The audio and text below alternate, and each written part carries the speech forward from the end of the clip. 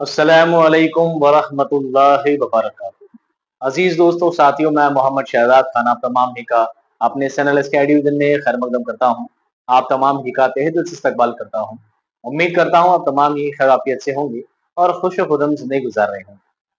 जैसा कि दोस्तों आज आप हमारा टाइटल देख चुके हैं, आज की हमारी क्लास जो है वो है दोस्तों नजीर अकबर आबादी की एक बहुत अजीम और बहुत शानदार नज्म, जिसका नाम है क्या दोस्तों? मुफलिसी। क्या नाम है? मुफलिसी। आज हम मुफलिसी नज्म को पढ़ेंगे और मुफलिसी नज्म के बारे में काफी सारी चीजें जानेंगे, एक्सप्लेन भी करेंगे और ये भी चीजें बताएंगे कि इम्तिहान में क्या क्या आपके लिए आना जरूरी है। अभी तक कुछ चीजों में आपके कुछ शको शुबा हो, जैसे कि आपको पता है दोस्तों, ये जो सिलेबस जो आपका है, पहले आपका सिलेबस 9, 10, 11, 12 के अकॉर्डिंग बनता था। अब सेकंड ग्रेड का सिलेबस थोड़ा अपग्रेड हो गया है, तो इस वजह से सिलेबस अब क्या होने लगा है, second BA first year, second year, final year वाला सिलेबस, एमए का सिलेबस आपका ऐड कर दिया गया है। अब आपको क्या ध्यान रखना दोस्तों, जैसे कि आपको पता है दोस्तों राजस्थान का जो सिलेबस है, राजस्थान का जो एमए बीए का जो सिलेबस है दोस्तों, वो शह पारे के अकॉर्डिंग है। किसके अकॉर्डिंग है? शह पारे। ये ओरिजिनल बुक है दोस्तों, शह पारे। इस शह पारे में दोस्तों आपको सभी चीज मिलेगी। आपका जो सिलेबस है दोस्तों पूरा इसके अकॉर्डिंग है। इसमें मीर की, दर्द की, नासिर की, आतिश की जो गजलें हैं, 5-5 गजलें दे रखी है। शुरुआती गजलें इसमें आपको दो गजलें सबकी दे रखी है। ये बीए फर्स्ट ईयर में है, सेकंड ईयर में भी यही काम आती है। हालांकि इलाहाबाद यूनिवर्सिटी से चलती है, लेकिन अच्छी बात यह राजस्थान यूनिवर्सिटी में भी ये बुक आराम से काम में आती है। यही सिलेबस राजस्थान यूनिवर्सिटी का भी यही है। और राजस्थान की और यूनिवर्सिटी मान लीजिए, एमडीएस यूनिवर्सिटी है, महर्षि दयानंद यूनिवर्सिटी है, राजस्थान यूनिवर्सिटी है, Maharaja Ganga Singh university, MDS university है, लगभग सभी का सिलेबस ऑलमोस्ट सेम है। ज्यादा घुमाव फिराव उसमें ज्यादा नहीं है। तो इसमें दोस्तों इस किताब के अंदर अल्लामा इकबाल की नज्म है खजरेरा, जो आपके निसाब में शामिल है। अल्लामा इकबाल साहब की इसके बाद जोश की दो नज्में हैं, शिकस्त से जिंदा में ख्वाब है और किसान है, अलबेली सुबह है, जिसमें से किसान आपके ले ली गई है। और एक हाली का इख्तबास, मुसद्दस मुसद्दस इख्तबास इसमें लिया गया है। और साथ में नजीर की दो नज्में, 3 नज्में हैं, चलने की फिक्र करो बाबा, मुफलिसी, बालपन, बांसुरी और बजैया। तो इसमें दोस्तों मुफलिसी आपके नज्म है जो आपके सिलेबस में शामिल है, बीए के सिलेबस में। और यही सिलेबस में के दौरान दोस्तों आपके नज्म आज पढ़ाने वाले हैं। तो बातों का सिलसिला दोस्तों यही खत्म करते हैं और मुफलिसी नज्म को पढ़ने से पहले इस नज्म के बारे में जानते हैं। नजीर अकबर आबादी के बारे में डिटेल में अलग से क्लास में जानेंगे।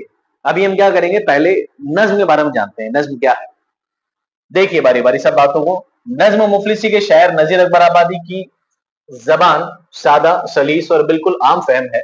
नजीर एक कादिरुल कलाम शायर थे। मुरब्बा, मुखम्मस, मुसद्दस वगैरह हैयतों में उन्होंने खूब नज्में कही। नजीर ने छोटी छोटी चीजों को अपनी नज्मों का मौजू बनाया, उनकी अहमियत में भरपूर इजाफा भी किया। इस नज्म में 34 बंद है जो कि मुखम्मस की हैयत में लिखे गए हैं। मुफलिसी में इंसान किन हालातों से गुजरता है, इन नताइज और की ओर निशानदेही की गई है। अब आप कहेंगे सर ये तो लिखा, ये तो कोई भी पढ़ देगा, तो मैं क्या बता रहा हूँ आपको। तो दोस्त आइए अब आपको बातों की तरफ लेके चलते हैं। सवाल आपका पहला बनेगा दोस्तों, ये नज्म किसने लिखी है? ये आपका पहला सवाल है। आपको हो सकता है कोई मुफलिसी का कोई बंद दे दिया जाए, कोई शेर दे दिया जाए, पूछा जाए किसने लिखा है, आपको जवाब देना है नजीर अकबर आबादी का शेर है, मुफलिसी से लिया गया है। तो नज्म का नाम है मुफलिसी। आपको हर एक बंद याद रखने हैं, कहीं ना कहीं से आपको मुफलिसी वाली चीज आपको क्या हो अटैच हो जाएगी, पता लग जाएगा। पहला सवाल नज्म का नाम याद रखना है। दूसरा, ये नज्म किसने लिखी है? नजीर अकबर आबादी ने लिखी है। तीसरा, इस नज्म में कितने शेर हैं? 34। किसी किताब में आपको 33, किसी में 35 मिलेंगे दोस्तों। पर ये जो ऑथेंटिक बुक है ना, मैं आपको बता रहा हूँ बार बार, शहपाद जो ऑथेंटिक बुक है, इलाहाबाद यूनिवर्सिटी से चलती है, इसमें 34 है। आपको यही माननी है। आपको ये क्यों माननी है पता है? क्योंकि जब आपका सिलेबस दिया गया था, सिलेबस में लिखा गया था मशमूला इलाहाबाद यूनिवर्सिटी शहपारे मेंशन किया गया है, इसलिए आपको इसी को ऑथेंटिक मानना है, ताकि आप रेट लगा सके कि नहीं सर हमने 34 में पढ़ा है, यही सही है। इसलिए आपका तीसरा सवाल क्या दोस्तों? 34 बंद की है। चौथा सवाल है, ये नज्म कौन सी हैयत में दोस्तों? मुखम्मस की हैयत में है।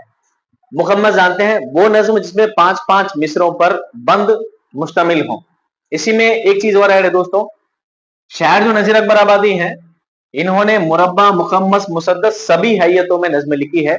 लेकिन आज जो हम नज्म पढ़ने जा रहे हैं वो मुखम्मस में है। मुरब्बा का मतलब होता है 4-4 बंद। मैं आगे नज्म का बता देता हूं आपको।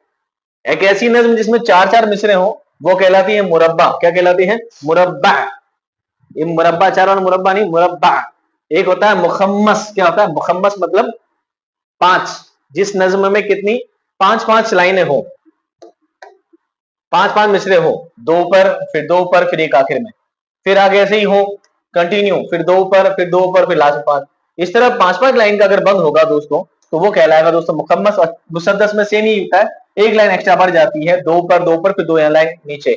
इन 4 का रदीफ काफिया ऑलमोस्ट सेम होता है और 2 का रदीफ काफिया क्या होता है? सेम होता है। ये जो कॉन्सेप्ट होता है दोस्तों ये क्या कहलाता है? ये मुसद्दस कहलाता है। बहरहाल दोस्तों हम बात कर रहे थे कि आज जो नज्म हम पढ़ने जा रहे हैं ये कौन सी हैयत में दोस्तों? मुखम्मस की हैयत में है। क्या है दोस्तों? मुकम्मस है। ठीक है, उम्मीद करता हूं सारी बात आपके समझ में यहां तक आ गई है। अब हम दोस्तों इस नज्म की क्या करते हैं? तशरीह करते चलते हैं, बारी बारी सब चीजों को पढ़ते चलते हैं, क्या चीजें आज हम पढ़ने वाले हैं।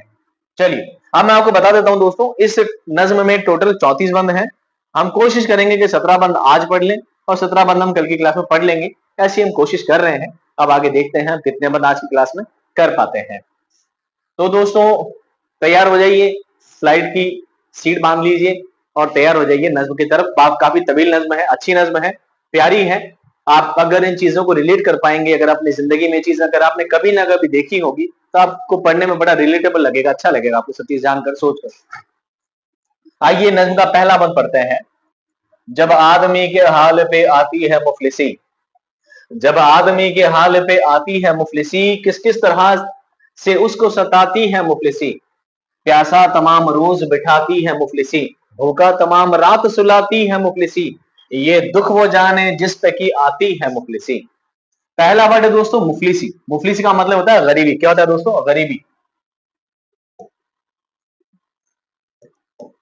मुफलिसी मतलब क्या होता है? गरीबी। एक इंसान की जिंदगी में जब मुफलिसी घर कर जाए, एक इंसान जब मुफलिसी से दो चार हो, गरीबी से दो चार हो, तो कैसे कैसे उसकी जिंदगी में वाकयात होते हैं, ये सब बातें दोस्तों यहाँ पर बयान की गई है। और मजे की बात यह है दोस्तों कि नजीर अकबर आबादी ने सिर्फ एक इंसान को टारगेट नहीं किया है।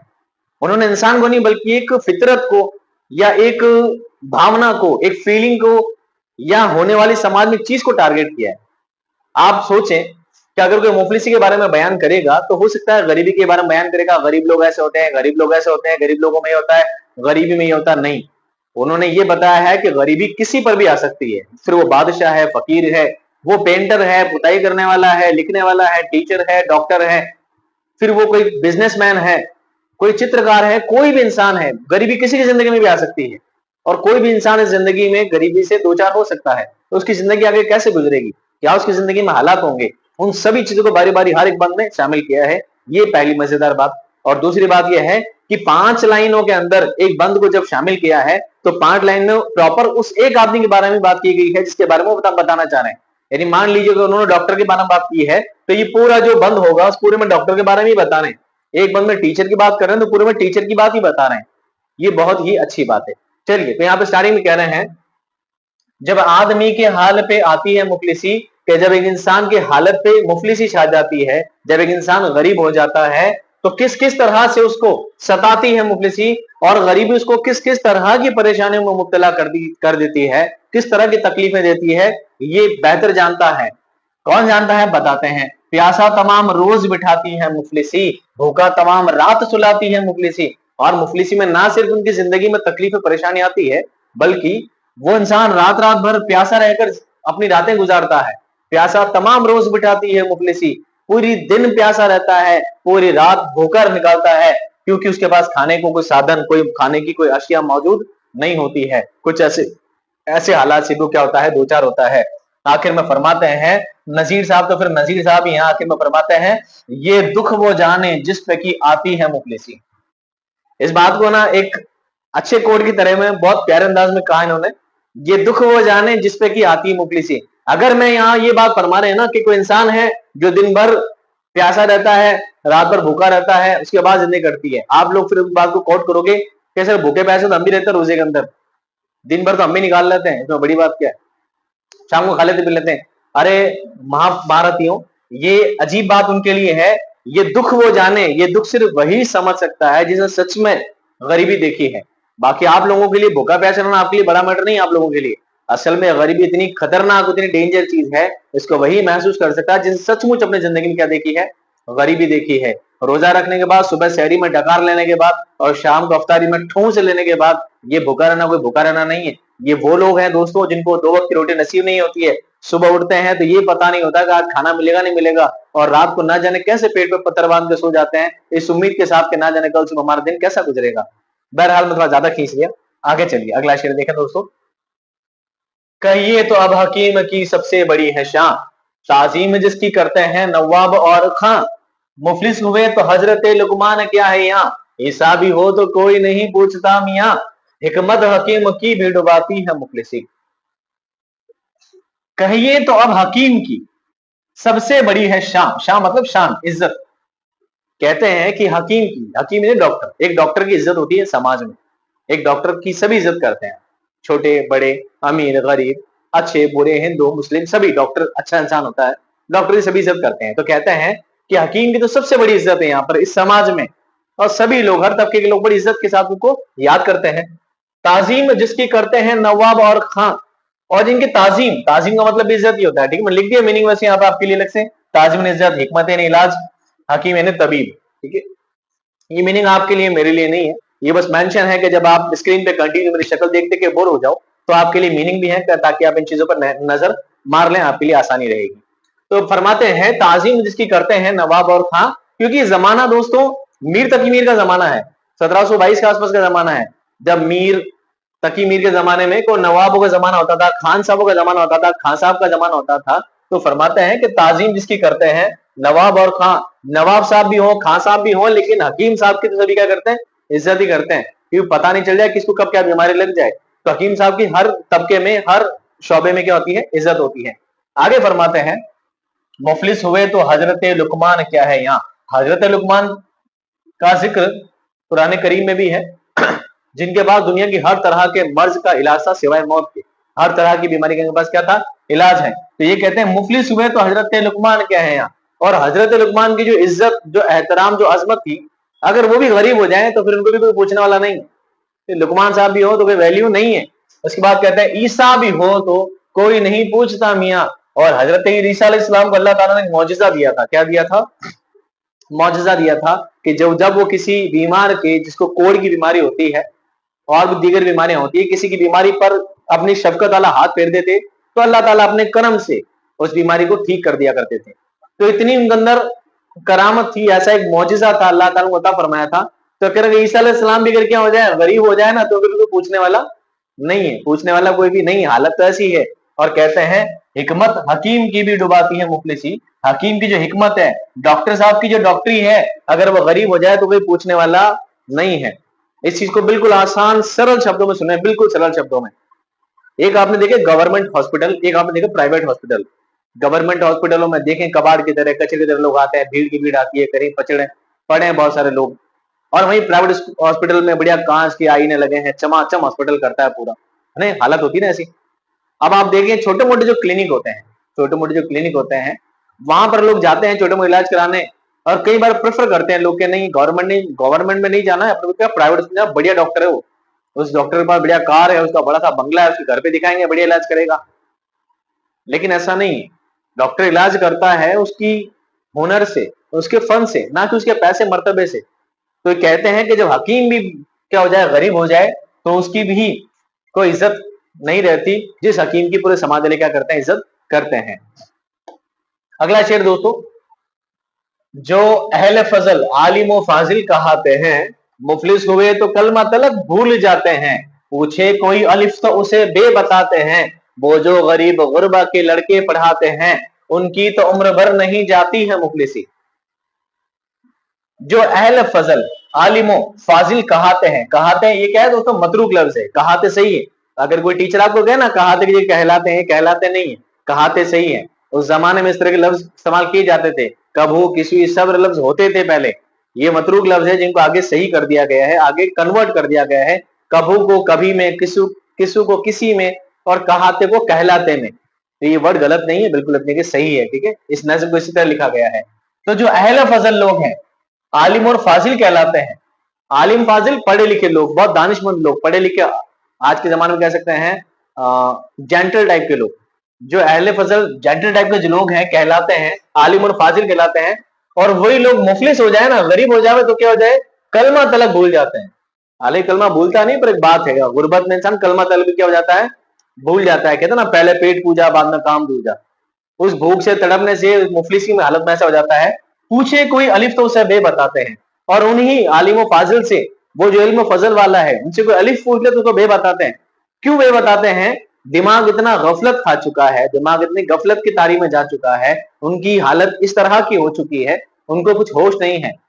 कहता ना, कुछ होश नहीं रहता, कुछ ध्यान नहीं रहता, मुफलिसी में इंसान इंसान नहीं रहता, कुछ ऐसी हालत हो जाती है। आगे फरमाते हैं, वो जो गरीब गुरबा के लड़के पढ़ाते हैं, गरीब के बच्चे और गुरबा के बच्चे, ये दोनों एक ही वर्ड हो, एक दूसरे की जमा है, गरीब की जमा है गुरबा। तो कहते हैं वो जो गरीब और गुरबा के बच्चे पढ़ाते हैं ना, उनकी तो उम्र भर नहीं जाती मुफलिसी।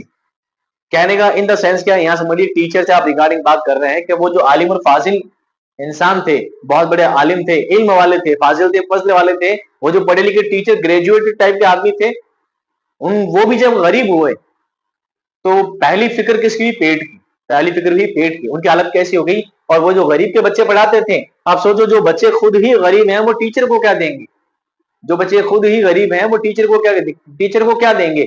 यही सोचकर दोस्त आपको बताया, मैंने भी वो यूट्यूब पे स्टार्ट किया था क्लासेस पढ़ाना, बिल्कुल फ्री ऑफ कॉस्ट, कोई चार्जेस नहीं, कोई पैसा नहीं, कुछ भी नहीं। मुझे पता था कि इस कौम में जिस कौम से मैं खुद आप बिलोंग करता हूँ, ये कौम से अलग से नहीं हूँ, मैं अफ्रीका से, अटलांटिक महासागर से यहाँ नहीं नहीं बताऊं, मैं भी उसी कौम से हूँ जिस कौम से आप बिलोंग करते हैं, उसी राजस्थान का रहने वाला हूँ जिस राजस्थान से आप बिलोंग करते हैं, वहीं से मैं भी उठा हूँ। मुझे पता था इस कौम की हालत क्या है, क्योंकि इस कौम की हालत मैं अच्छी तरह जानता हूँ, मैं खुद यहीं से उठ के बड़ा हूँ। मैंने भी सोचा था फ्री में पढ़ाएंगे बहुत भला होगा, पर उस अच्छे काम का नतीजा बहुत बुरा निकला। ना जाने मुझे बहुत ज्यादा क्रिटिसाइज किया गया, मेरे दिए गए नोट्स को ना जाने कहां कहां पर जाकर बेचा गया, तो कहीं ना कहीं बातें चुप जाती है, और मैं गरीब गरीब हूँ, मेरे नोट्स बेचने वाले अमीर हो गए। बहरहाल, तो कहते हैं जो गरीब के बच्चे पढ़ाते हैं, उनकी उम्र भर नहीं जाती मुफलिसी, उनकी मुफलिसी तो कभी जाती नहीं है, वो टीचर तो गरीब के गरीब ही रहता है जिंदगी भर। क्योंकि गरीब के बच्चे तो हमेशा, उनको कुछ देने वाले हैं नहीं, गरीब के बच्चे के पास क्या है देने के लिए टीचर को?